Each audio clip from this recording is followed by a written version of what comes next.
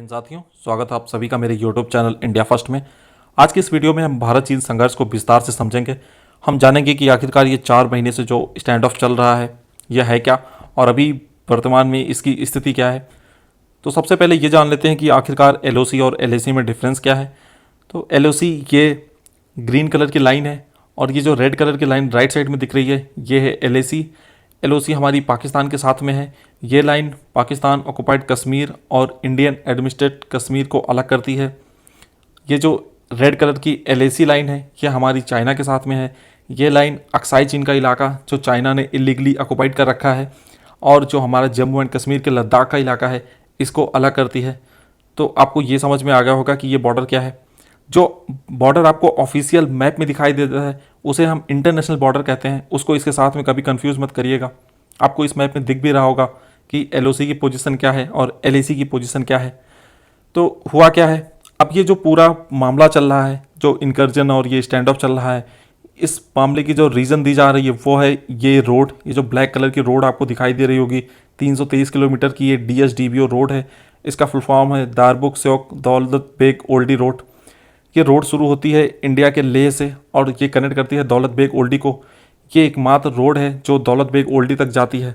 अब दौलत बेग ओल्डी क्या है? दौलत बेग ओल्डी काफ़ी इंपॉर्टेंट या आप कह सकते हैं सबसे ज़्यादा इंपॉर्टेंट एयर स्ट्रिप है जो काफ़ी पास है चाइना के भी और हमारे जो काफ़ी स्ट्रेटेजिक इलाका है सियाचिन उसके भी काफ़ी पास में है। यही रोड है जो इस इलाके को कनेक्ट करती है, जो जहाँ से सारी मूवमेंट होती है। अब ये एयर स्ट्रिप चाइना के काफ़ी पास में है। कल को अगर चाइना के साथ वॉर होती है तो सबसे पहले इसी एयर स्ट्रिप का इस्तेमाल किया जाएगा।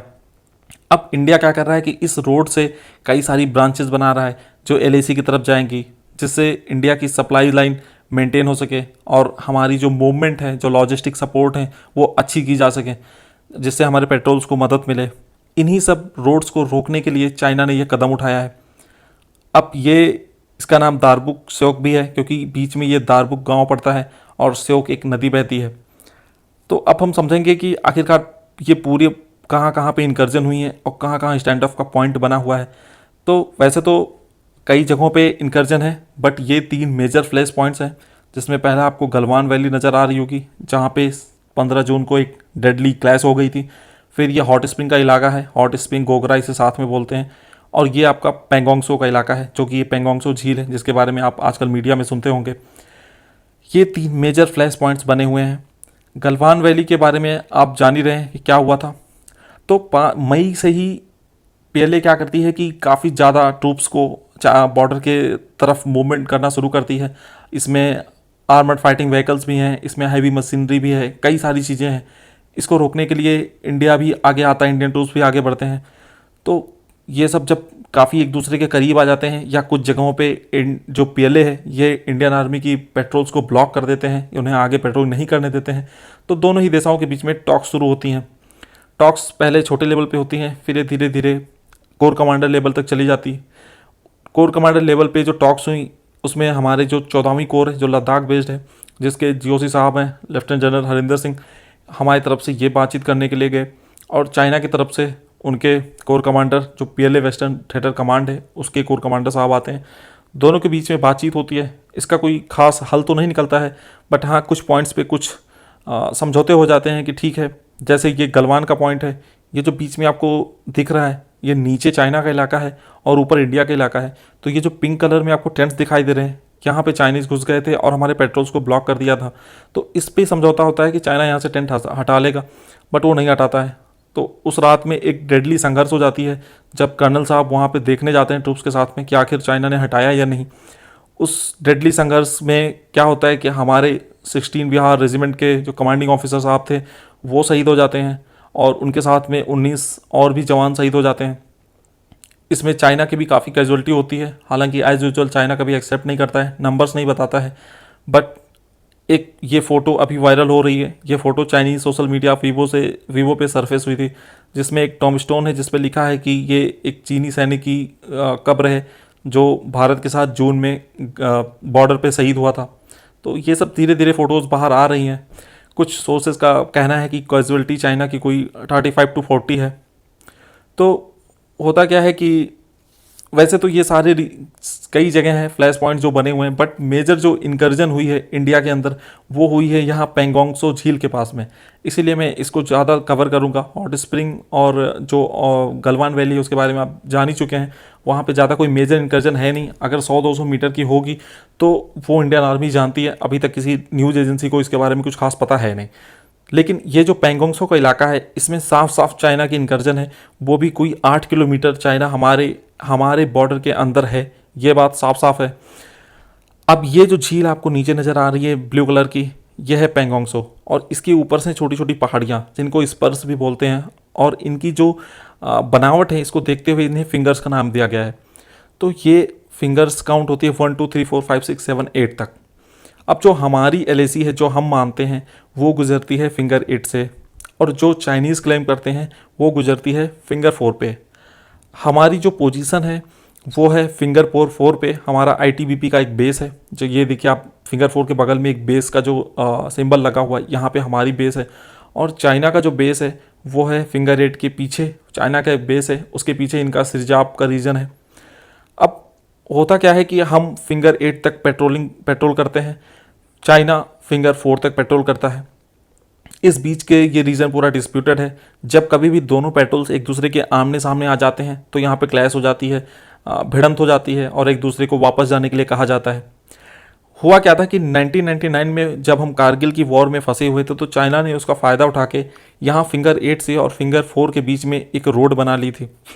फिर भी अभी तक इंडियन आर्मी या आईटीबीपी फिंगर 8 तक पेट्रोल करती है। कभी इसमें विवाद होते हैं लेकिन बातचीत के बाद सुलझ जाते हैं और फिर लेकिन इस बार क्या हुआ कि पीएलए फिंगर 8 के आगे आ गई और काफ़ी ज़्यादा ट्रूप्स लेके आ गई, और कई सारी मैसेनरीज और आर्मर्ड फाइटिंग व्हीकल्स और बीएमपीज लेके आ गई और इंडियन पेट्रोल्स को ब्लॉक कर दिया।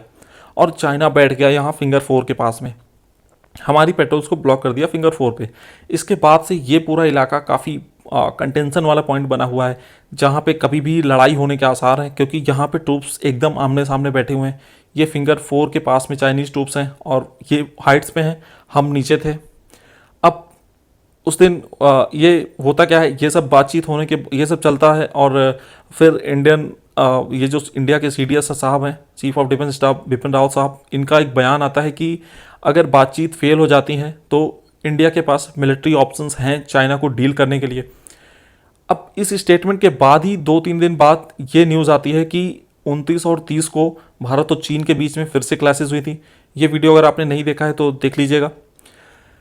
फिर स्टेटमेंट आती है इंडियन आर्मी के स्पोक्स पर्सन की, जिसमें यह बताया जाता है कि 29 और 30 अगस्त की रात को पहले ट्रूप्स ने कंसेंसस को वायलेट करने की कोशिश की, स्टेटस को जो यथास्थिति है उसको चेंज करने की कोशिश की, बट हमने सतर्कता से उसे निष्फल कर दिया।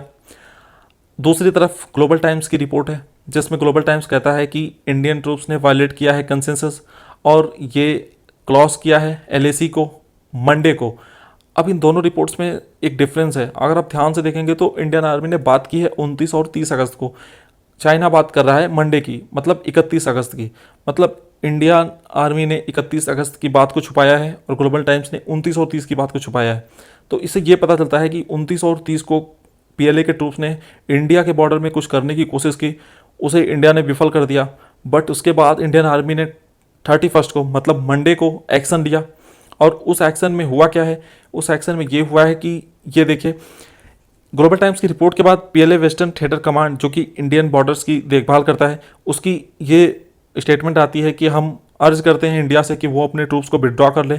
मतलब इंडियन जो आर्मी है वो चाइना के बॉर्डर में घुस गई है, उसने एलएसी को क्रॉस कर दिया है।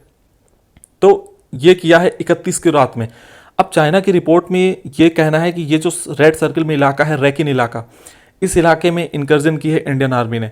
बट 31 को ये इनकर्जन इस पूरे इलाके में हुई है। ये जो आपको ब्लू एरो दिख रही है वहाँ ठाकुंग पोर्ट से और इस रैकिन इलाके में, इस पूरे इलाके में ही इंडियन आर्मी घुस गई है, और चाइना की कुछ ऐसी चोटियां हैं, कुछ सामरिक हाइट्स हैं या स्ट्रेटजिक हाइट्स जिनको बोलते हैं इंग्लिश में, इंपॉर्टेंट हाइट्स, उन पे कब्जा कर लिया है। और ये पूरा इलाका करीब 4-5 किलोमीटर का बनता है। इसके पीछे रेजांगला है जो आपको दिख रहा होगा, जहाँ पे 1962 की एक फेमस वॉर हुई थी, मेजर शैतान सिंह जिसके हीरो थे। तो अब ये पूरा इलाका 31 अगस्त की रात को एरिया ऑफ कॉन्फ्लिक्ट बना हुआ था। इस पूरे इलाके में ये आपको कई सारी हाइट्स नज़र आ रही होंगी, इन सभी हाइट्स पे अब लगभग इंडियन आर्मी ने कब्जा कर लिया है, जो इंपॉर्टेंट हाइट्स थी। 31 अगस्त की रात को इन्हीं हाइट्स पे हल्की फुल्की मुठभेड़ भी हुई, जिसमें झड़प हुई है, जहाँ पे इंडियन आर्मी ने चाइनीज़ ट्रूप्स को पीटा भी है अच्छे से, और यहाँ पे घुस के जो भी हाइट्स थी उन पे कब्जा कर लिया है। अब ये आप इस मैप में देखिए, इसमें आपको ज़्यादा क्लियर होगा। हुआ क्या है कि ये जो स्टार ठाकुंग पोस्ट है, यहाँ पे हमारी पोस्ट थी, और ये जो LAC है, ये जो पिंक कलर की बॉर्डर दिख रही है, लाइन दिख रही है, ये है LAC, line of actual control, और उसके राइट में है चाइना और लेफ्ट में है इंडिया। तो इंडियन आर्मी ने अपने स्पेशल फ्रंटियर फोर्स, जो कि एक स्पेशल फोर्सेस रेजिमेंट है, उसका यूज़ करके इन सब इलाकों में घुस गई, और खासकर ये जो दो बहुत इंपॉर्टेंट हाइट्स हैं, हेलमेट टॉप और ब्लैक टॉप, इन पे कब्जा कर लिया है। अब ये दोनों टॉप पड़ते हैं चाइना में, लेकिन अब कोई भी आर्मी ये नहीं कह सकती कि हम किसी के बॉर्डर में घुस गए। जैसे चाइना कभी नहीं कहता कि हम इंडिया में घुस गए, वो कहता है सारा मेरा इलाका है, सब कुछ हमारा ही है। तो वैसे ही हमने भी ये कहा है कि हम अपने इलाके में हैं, बट हम हैं अभी चाइना के ही इलाके में, ये बात सच है। तो ये जो ब्लैक टॉप है, इस पूरे इलाके में सबसे ज़्यादा इंपॉर्टेंट हाइट है, क्योंकि ये इतना ऊंचा है और ऐसी लोकेशन है कि यहाँ से चाइना की पूरी मूवमेंट पे नज़र रख सकते हैं। यहाँ पे चाइना के जो भी गन पोजीशंस हैं, टैंक पोजीशंस हैं, या मोटार पोजीशंस हैं, ट्रूप्स हैं, कहाँ पे व्हीकल्स हैं, कौन सा रास्ता है, यहाँ से सारी नज़र रखी जा सकती है। इस टॉप पे कब्जा करने के लिए जिन कमांडो का यूज़ किया गया है, उनके बारे में मैं एक अगली वीडियो बनाऊँगा। वो काफ़ी स्पेशल लोग हैं। इस टॉप पे चाइनीज़ कब्जा था, वहाँ पे गए हैं ये कमांडो, और इन्होंने चाइनीज़ को पीटा है, वहाँ से भगाया है। और वहाँ पे जो चाइनीज़ कैमराज, सेंसर्स और सारे इक्विपमेंट्स लगे थे, जहाँ से चाइना रेकी करता था और नज़र रखता था इंडियन मूवमेंट पे, उसको उखाड़ के फेंक दिया गया है। अब यहाँ पे इंडियन आर्मी ने कब्जा कर लिया है, और इसके काफ़ी पीछे, थोड़ा पीछे चाइनीज़ पोजीशंस हैं। अब ये पॉइंट ऐसा कंटेंशन पॉइंट बन गया है जहाँ से कभी भी वॉर होने की आशंका है। आप समझ लीजिए, ये पेंगोंगसो के साउथ में हुआ है। अब ये पेंगोंगसो का जो फिंगर वाला इलाका था, उससे भी ज़्यादा खतरनाक पॉइंट्स बन गया है, क्योंकि इस 31 की रात को इंडियन आर्मी ने पूरी प्लानिंग के साथ घुसी है, और ये चाइना के इधर घुस के करीब 30 चोटियों के बारे में कहा जाता है कि इनकी संख्या कोई 30 है, जिन पे इंडियन आर्मी ने कब्जा कर लिया है। इंडियन आर्मी ने फिंगर 4 पे भी कब्जा कर लिया है, जहाँ पे पहले चाइना के ट्रूप्स थे। अब चाइना के ट्रूप्स फिंगर 5 से फिंगर 8 के बीच में है, हमने 4 पे भी कब्जा कर लिया है, और ये पेंगोंगसो के साउथ में भी कब्जा कर लिया है। तो अब ये रीजन काफ़ी खतरनाक हो गया है, और यहाँ से कभी भी कोई भी वॉर होने की एकदम 100% आशंका भी है। बट इसके बाद अभी फिर से बातचीत शुरू हो गई है। बातचीत हुई है इस चुशुल के इलाके में, जो आपको बॉटम साइड में दिख रहा होगा, लेफ्ट साइड में। अब मैं ये क्यों कह रहा हूँ कि ये इलाका सबसे डेंजर पॉइंट या ट्रिगर पॉइंट बन गया है इंडिया और चाइना के बीच में, क्योंकि ये जो ब्लैक टॉप दिख रहा है, ये जो आपने एरो देख रहे होंगे जहाँ पे इंडियन फोर्सेस लिखा है, ये इलाका अभी इंडिया के कब्जे में आ गया है। मतलब इंडियन ट्रूप्स यहाँ पे बैठे हुए हैं। इसके राइट साइड में आपको 2 पोजीशंस नज़र आएंगी चाइना की, जो कि एक गन पोजीशन है और एक टैंक रेजिमेंट की पोजीशन है। और इंडियन फोर्सेस के पीछे ये जो चुशुल के पास में ठाकुंग ये इलाका है, रेजांगला का, यहाँ पे है इंडिया की टैंक रेजिमेंट। अब ये इतना खतरनाक हो गया है कि इंडियन ट्रूप्स और चाइनीज़ ट्रूप्स एक दूसरे के एकदम करीब हैं। मतलब हमारी जो असॉल्ट राइफल की रेंज है, उसके रेंज में चाइनीज़ हैं, और चाइनीज़ की रेंज में हम आ गए हैं। और ख़तरनाक इसलिए है क्योंकि अभी जो हमारे टैंक्स के रेजिमेंट्स हैं, वो भी, उनके बीच की जो डिस्टेंस है वो मुश्किल से 10 किलोमीटर के पास ही होगी, या शायद उससे भी कम है। अब आप सोचिए कि टैंक्स इतने क्लोज में आ जाएं, तो कल को अगर यहाँ पे एक छोटी सी भी लड़ाई होती है और मामला बढ़ जाता है, तो टैंक्स चल उठेंगे, और उसके बाद फिर तो वॉर शुरू ही हो जाएगी। अब ये LOC से भी ज़्यादा खतरनाक हो गई है ये पोजीशन। तो अभी स्थिति ये है बॉर्डर पे। अब चाइना काफ़ी भड़क गया है, इसके बाद चाइना की तिलमिलाहट नज़र आ रही है। चाइना बार बार बातचीत के लिए भी कह रहा है। इसे ये समझ में आता है कि इंडियन आर्मी को या इंडियन गवर्नमेंट को ये समझ में आ गया कि आप चाइना के साथ ऐसे नेगोशिएट नहीं कर सकते हो। और हिस्ट्री भी यही कहती है कि if you have to negotiate with China, then you can only do that with a position of strength. मतलब अगर आप स्ट्रेंथ में हैं तभी आप चाइना से कोई बातचीत कर सकते हैं, वरना चाइनीज़ कभी बात ही नहीं करते हैं। तो अब जो उन्होंने हमारे साथ किया था पेंगोंगसो के नॉर्दर्न साइड में, वो हमारे एरिया में घुस गए थे, हमने वही किया है साउदर्न साइड में, हम उनके एरिया में घुस गए हैं। तो अब यहाँ पे बातचीत होगी तो डिसएंगेजमेंट भी होगी। अभी स्थिति ये सारी बनी हुई है। अब देखते हैं इसमें आगे क्या होता है। बातचीत अभी चल रही है। तो मुझे लगता है कि इस वीडियो में आपको काफ़ी कुछ समझ में आया होगा, और ये पूरा जो भी फिंगर्स इलाका है, एलओसी है, एलएसी है, और ये जो पीछे की अभी जो न्यूज़ आ रही है, ये क्या कब्जा किया इंडिया ने, इंडिया कहाँ घुसी है, और जो भी चीज़ें, ये आपको काफ़ी हद तक समझ में आ गया होगा। और ये पूरा मामला जो है ये क्यों है और उसका रीज़न क्यों है, रीज़न क्या है। तो मुझे लगता है कि इस वीडियो से आपको काफ़ी हेल्प मिली है, काफ़ी मदद मिली है। ये वीडियो काफ़ी इंपॉर्टेंट है उन लोगों के लिए भी जो मेरी तरह डिफेंस एस्पिरेंट्स हैं। ये इससे काफ़ी हेल्प मिलेगी आपको आपके लेक्चरेट्स में, आपके जीडी में, आपके इंटरव्यू में। तो आज की इस वीडियो में इतना ही। मिलते हैं आपसे नेक्स्ट वीडियो में। तब तक के लिए जय हिंद, जय भारत।